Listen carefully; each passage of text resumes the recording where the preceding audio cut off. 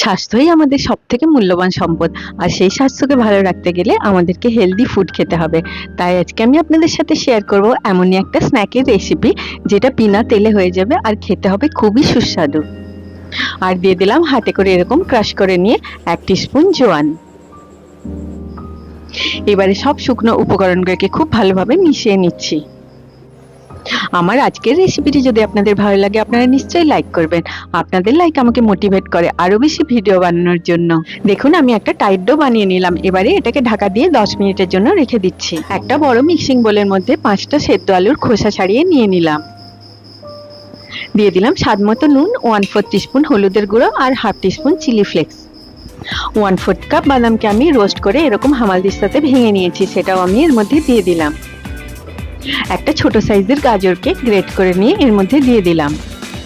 এবারে সব উপকরণগুলোকে আরো একবার খুব ভালোভাবে মিশিয়ে নিলাম। এখানে আমি পিৎজা চিজকে এরকম ছোট ছোট করে কেটে নিয়েছি। আপনারা যে কোনো ধরনের চিজ এখানে ইউজ করতে পারেন। দেখুন আলুর মশলা সব বলসগুলো রেডি হয়ে গেল আর 10 মিনিট পরে ডোটাও রেডি হয়ে গেছে।